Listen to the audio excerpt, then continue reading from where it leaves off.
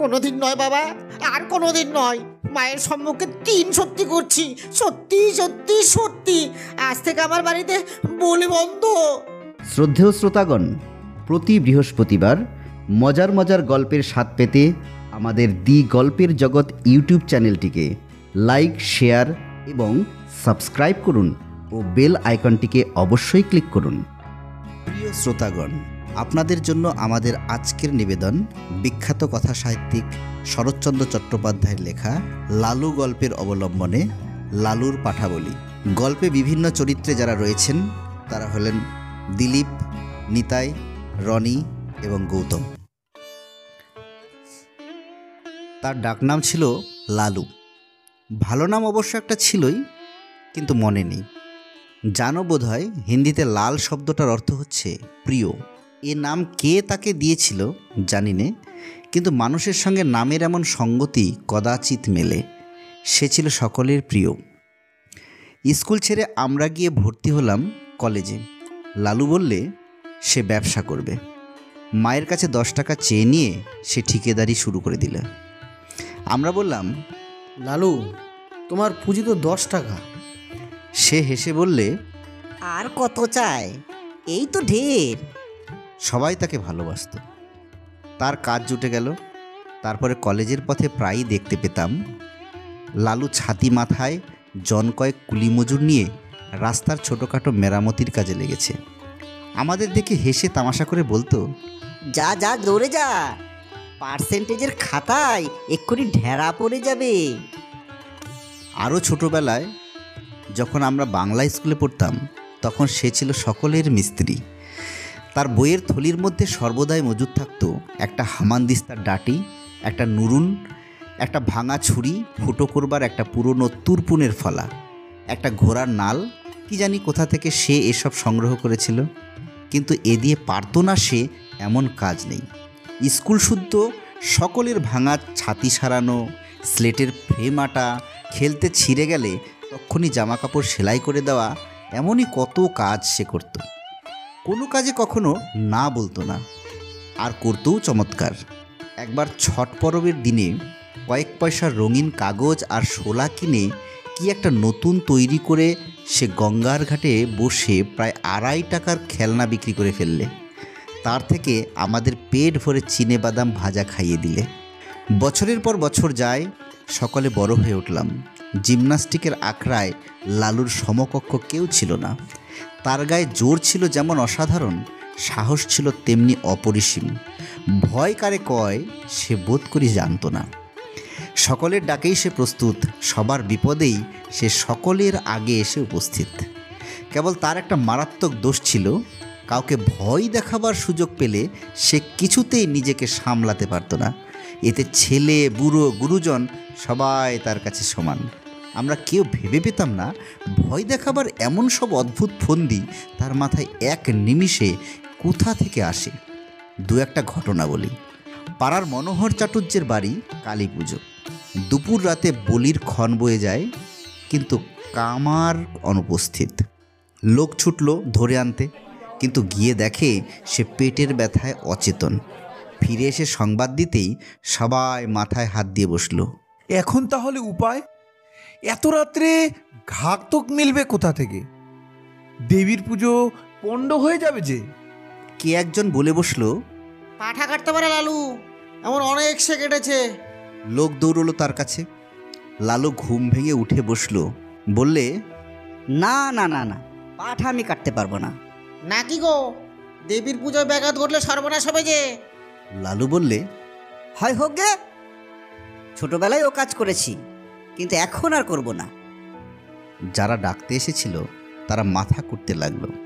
আর 10-15 minute মাত্র সময়, তারপরে সব নষ্ট, সব শেষ।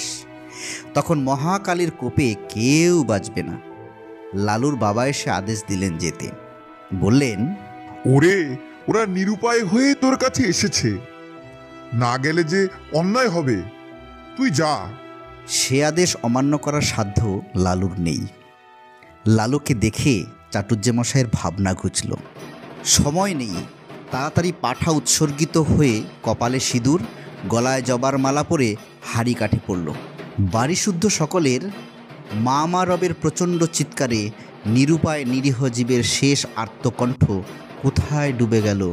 লালুর হাতের খড়গ নিমিষে উদ্ধত্থিত হয়েই সজোরে নামল। তারপরে বলির ছিন্ন কণ্ঠ থেকে রক্তের ফোয়ারা কালো মাটি রাঙা করে দিলেন।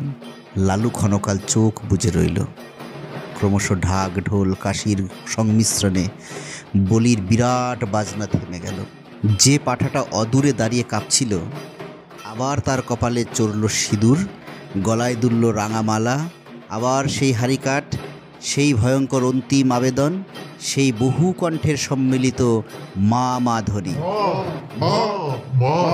আবার লালুর রক্তমাখা খাড়া উপরে উঠে চক্ষের পলকে নিচে নেমে এলো।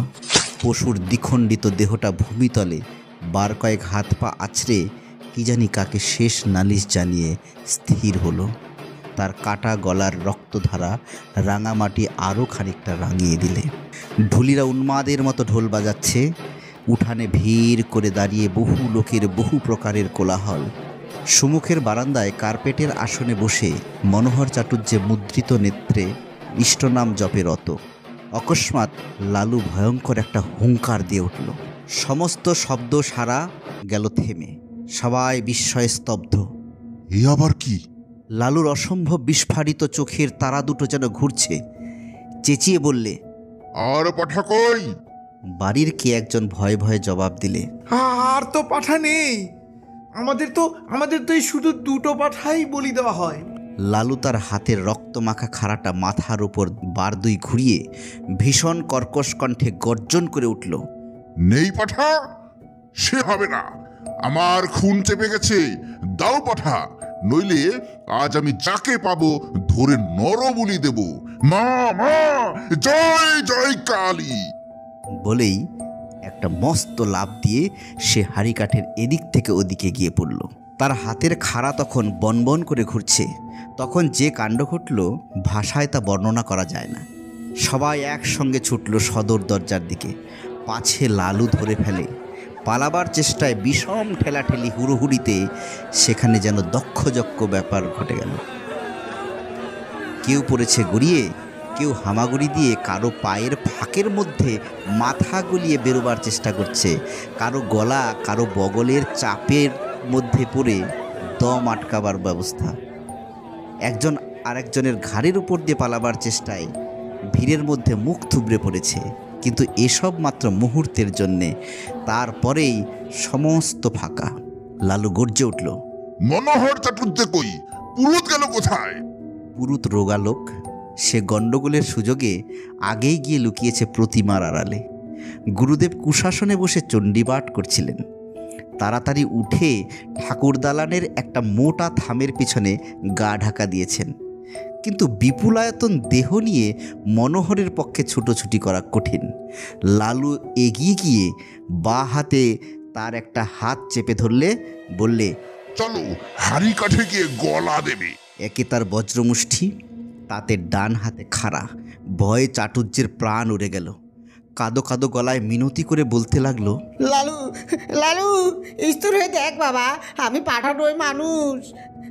আমি সম্পর্কে তোর জ্যাঠা মশাই হবো বাবা। তোমার বাবা আমাকে ছোট ভাইয়ের মতো দেখে।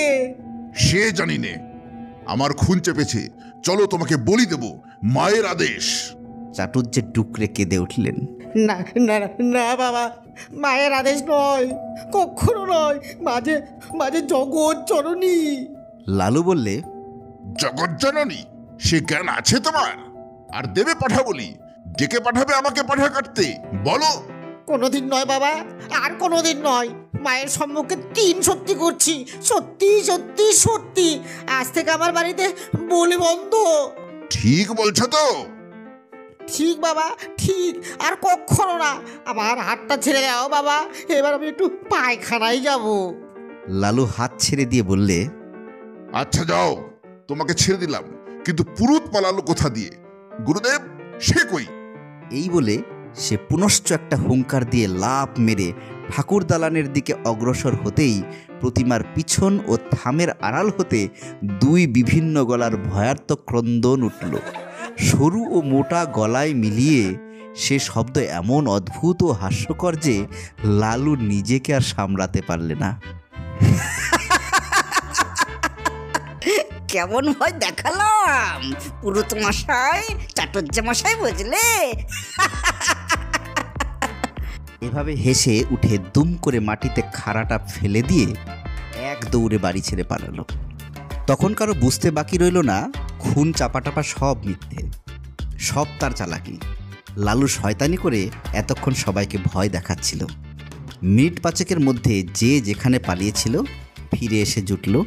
ঠাকুরের পুজো তখনও বাকি, তাতে যথেষ্ট বিঘ্ন ঘটেছে এবং মহা হইচই কলরবের মধ্যে চাটুর্যে মশাই সকলের সম্মুখে বারবার প্রতিজ্ঞা করতে লাগলেন, ওই বজ্জাত ছোটটাকে যদি কাল সকালে ওর বাপকে দিয়ে 50 ঘাট জুতো না খাওয়াই, আমার নামও মনোহর চাটুর্যে নয়, বজ্জাত ছোকরা। কিন্তু জুতো তাকে খেতে হয়নি।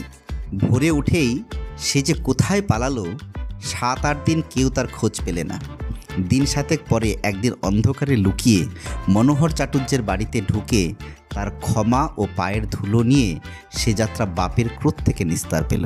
কিন্তু সে যাই হোক, দেবতার সামনে 3 সত্যি করেছিলেন বলেই চাটুর্যে বাড়ির কালী পুজোয় তখন থেকে পাঠা বলি একেবারে উঠেই গেল। ছেলেবেলায় আমার এক বন্ধু ছিল, তার নাম লালু। অর্ধ শতাব্দী পূর্বে, অর্থাৎ সে এতকাল পূর্বে যে তোমরা ঠিকমতো ধারণাই করতে পারবে না। আমরা একটি ছোট্ট বাংলা স্কুলের 1 ক্লাসে পড়তাম। আমাদের বয়স তখন 10-11 বছর।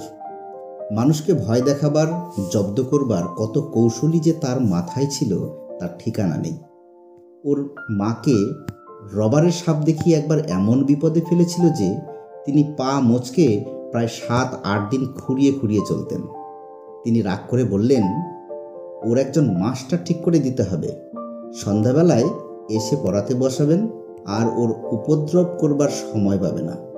শুনে লালুর বাবা বললেন, না, আমার নিজের কখনো মাস্টার ছিল না। নিজের চেষ্টায় অনেক দুঃখ কষ্ট সয়ে লেখাপড়া করে এখন আমি একজন বড় উকিল। ইচ্ছে ছিল ছেলেটাও ঠিক তেমনই আমার মতো বিদ্যা লাভ করবে।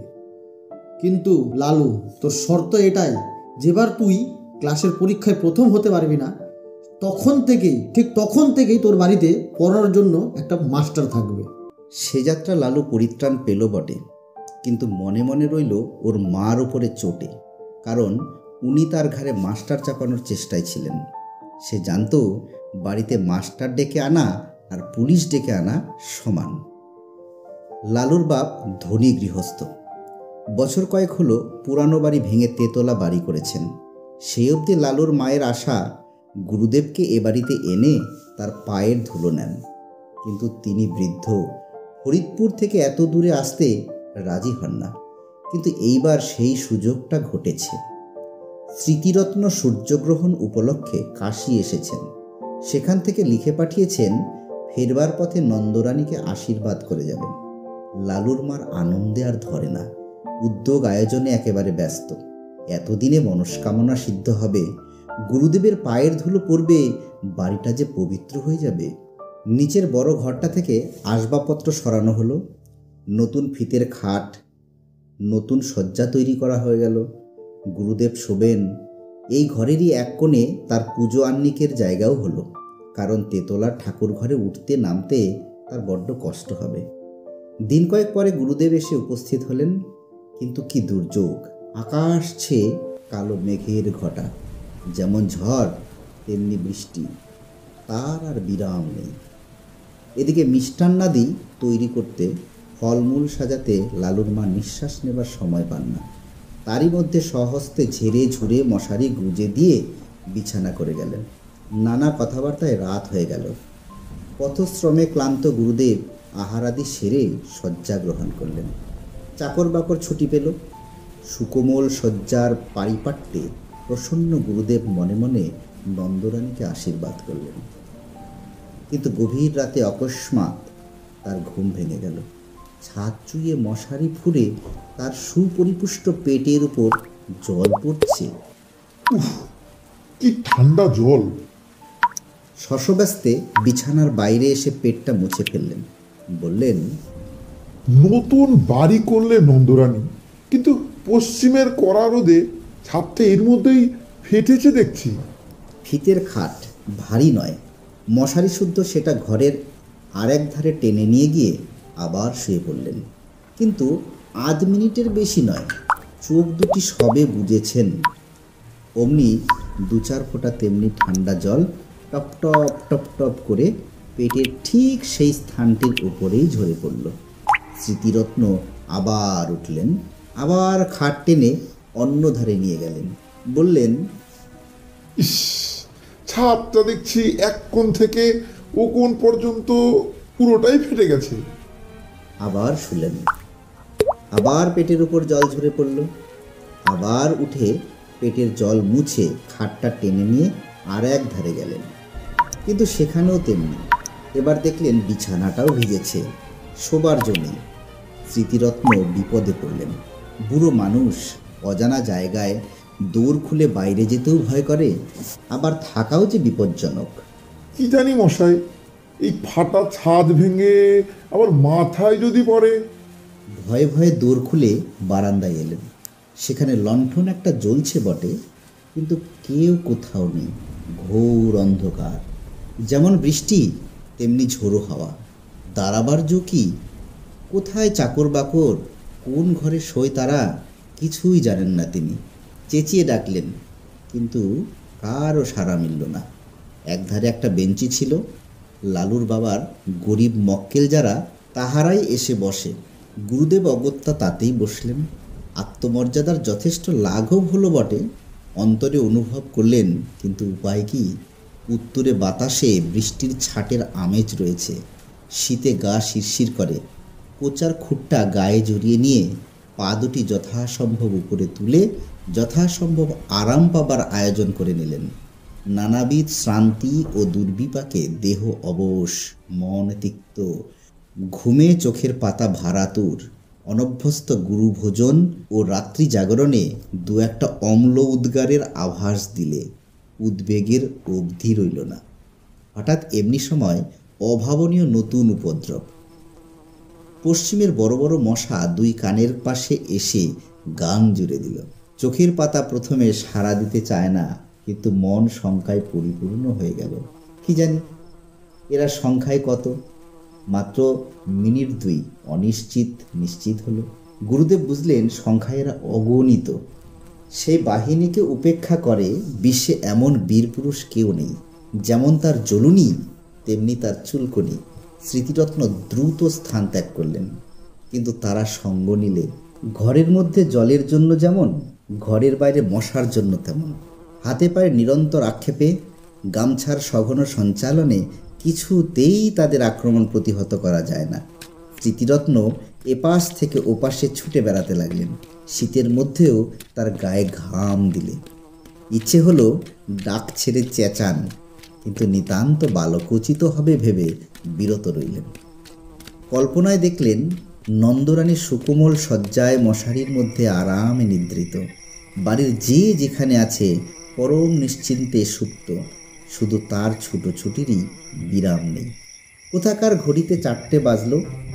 বললেন, কামড়া কামড়া বেটারা, যত পারিস আমায় কামড়া, আমি আর পারি রে, আমি আর পারি নে। বলেই বারান্দায় একটা কোণে পিঠের দিকটা যতটা সম্ভব বাঁচিয়ে ঠেস দিয়ে বসে পড়লেন। বললেন, সকাল পর্যন্ত যদি প্রাণটা থাকে এই দুর্ভাগা দেশে আর আমি থাকবো না। যে গাড়ি আমি এই প্রথমে পাবো সেই গাড়িতে করেই দেশে পালাবো। কেন যে এখানে আসতে মন চাইতো না তার হেতু এখন বোঝা গেল। দেখতে দেখতে সর্বসন্তাপ প্রহর নিদ্রায় তার সারা রাত্রির সকল দুঃখ মুছে দিলে। স্মৃতিরত্ন অচেতন প্রায় ঘুমিয়ে পড়লেন। এদিকে নন্দরানী ভোর না হতেই উঠেছেন। গুরুদেবের পরিচর্যায় লাগতে হবে। রাত্রে গুরুদেব জলযোগ মাত্র করেছেন, যদি তা গুরুতর, তবে মনের মধ্যে ক্ষোভ ছিল, খাওয়া তেমন ভালো হয় নাই। আজ দিনের বেলা নানা উপাচারে তা ভরিয়ে তুলতে হবে যে। নিচে নেমে এলেন, দেখেন দোর খোলা। গুরুদেব তার আগে উঠেছেন ভেবে একটু লজ্জাবোধ হলো। ঘরের মধ্যে মুখ বাড়িয়ে দেখেন তিনি নেই। কিন্তু এ কী ব্যাপার? দক্ষিণ দিকের খাট উত্তর দিকে তার ক্যাম্বিসের ব্যাগটা জানালা ছেড়ে মাঝখানে নেমেছে। কোষাকুষি, আসন প্রভৃতি পূজান্নিকের জিনিসপত্রগুলো সব এলোমেলো, স্থানভ্রষ্ট। কারণ কিছুই বুঝলেন না। বাইরে এসে চাকরদের ডাকলেন, তারা কেউ তখনও ওঠেনি। তবে একলা গুরুদেব গেলেন কোথায়? হঠাৎ দৃষ্টি পড়ল, ওটা কি? এক কোণে আলো অন্ধকারে মানুষের মতো কি একটা বসে আছে না? সাহসে ভর করে একটু কাছে গিয়ে ঝুঁকে দেখেন তার গুরুদেব। অব্যক্ত আশঙ্কায় চেঁচিয়ে উঠলেন, ঠাকুর মশাই, ঠাকুর মশাই! ঘুম ভেঙে স্মৃতিরত্ন চোখ মেলে চাইলেন। তারপরে ধীরে ধীরে সোজা হয়ে বসলেন। নন্দরানী ভয়ে, ভাবনায়, লজ্জায় কেঁদে ফেলে জিজ্ঞাসা করলেন, ঠাকুর মশাই, আপনি এখানে কেন ঠাকুর মশাই? স্মৃতিরত্ন উঠে দাঁড়িয়ে বললেন, সারা রাত দুঃখের আর পার ছিল না রে মা। নতুন বাড়ি করেছো বটে মা, কিন্তু ছাদ কোথায় আর আস্ত নেই। সারা রাতের বৃষ্টি বাইরে তো আর পড়েনি, পড়েছে আমার গায়ের ওপর। খাট টেনে যেখানে নিয়ে যাই সেখানেই জল পড়ে। পাছে ছাদ ভেঙে আমার মাথায় পড়ে, তাই পালিয়ে বেরিয়েছি। কিন্তু তাতেই কি আর রক্ষে আছে মা? পঙ্গপালের মতো ডাসা ডাসা মশা ঝাঁকে ঝাঁকে সমস্ত রাত্রি যেন ছুবলে খেয়েছে আমায়। এধার থেকে ওধারে ছুটে বেরিয়েছি, গায়ের অর্ধেক রক্ত বোধ করি আমার নেই রে মা। বহু প্রয়াস, বহু সাধ্য সাধনায় ঘরে আনা বৃদ্ধ গুরুদেবের অবস্থা দেখে নন্দরানীর দুচোখ অশ্রু সজল হয়ে উঠল। বললেন, কিন্তু কিন্তু বাবা, বাড়িটা যে তেতলা, আপনার ঘরের ওপর আরও যে দুটো ঘর আছে, বৃষ্টির জল তিনটে ছাদ পড়ে নামবে কি করে? কিন্তু বলতে বলতেই তার সহসা মনে হলো, এ হয়তো ওই শয়তান লালুর কোনো রকম শয়তানি বুদ্ধি। ছুটে গিয়ে বিছানা হাতড়ে দেখেন মাঝখানে চাদর অনেকখানি ভিজে এবং মশারি বেয়ে ফোঁটা ফোঁটা জল ঝরছে। তাড়াতাড়ি নামিয়ে নিয়ে দেখতে পেলেন ন্যাকড়ায় বাঁধা এক চাঙড় বরফ। সবটা গলেনি, তখনও এক টুকরো বাকি আছে। পাগলের মতো ছুটে বাহিরে গিয়ে চাকরদের যাকে সম্মুখে পেলেন চেঁচিয়ে হুকুম দিলেন, হারামজাদা, হারামজাদা লেলোটা কোথায়? কাজকর্ম চুলোয় যাকগে, বজ্জাতটাকে যেখানে পাবি মারতে মারতে ধরে আন। লালুর বাবা সেই মাত্র নিচে নামছিলেন। স্ত্রীর কাণ্ড দেখে হতবুদ্ধি হয়ে গেলেন। কি কাণ্ড করছো? হলো কি? আহা! নন্দরানী কেঁদে ফেলে বললেন, হয় তোমার ওই লীলোকে বাড়ি থেকে তাড়াও, না হয় আজই আমি গঙ্গায় ডুবে মহাপাপের প্রায়শ্চিত্ত করব। কি কি করলো সে? ওর পিছনে দৌড়াচ্ছ? বিনা দোষে গুরুদেবের দশা কি করেছে চোখে দেখো গে। তখন সবাই গেলেন ঘরে। নন্দরানী সব বললেন, সব দেখালেন। স্বামীকে বললেন, এই দস্যি ছেলেকে নিয়ে ঘর করব কি করে তুমি বলো তো? গুরুদেব ব্যাপারটা সমস্তটাই বুঝলেন। নিজের নির্বুদ্ধিতায় বৃদ্ধ বলে বসলেন, ও আচ্ছা আচ্ছা আচ্ছা, তাহলে আমারই ভুল হয়েছে। এটা 3-4টে ছাদ ফুটো করে কি আর জল পড়ে? হা হা হা হা হা। লালুর বাবা আর একদিকে মুখ ফিরিয়ে দাঁড়িয়ে রইলেন। চাকররা এসে বললে, লালু বাবু কোঠি মে নেই হ্যায়। আর একজন এসে জানালে সে মাসিমার বাড়িতে বসে খাবার খাচ্ছে। মাসিমা নাকি তাকে আসতে দিলেন না। মাসিমা মানে নন্দর ছোট বোন।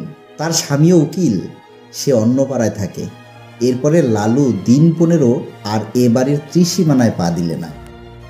আমাদের আজকের পরিবেশনা এখানেই সমাপ্ত হলো। সঙ্গে থাকুন, সুস্থ থাকুন।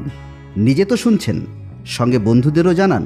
প্রতি বৃহস্পতিবার দি গল্পের জগৎ নিয়ে আসে হরেক রকমের গল্পের সমাহার। আবার দেখা হচ্ছে আগামী বৃহস্পতিবার নতুন কোনো রোমাঞ্চকর গল্প নিয়ে। ধন্যবাদ।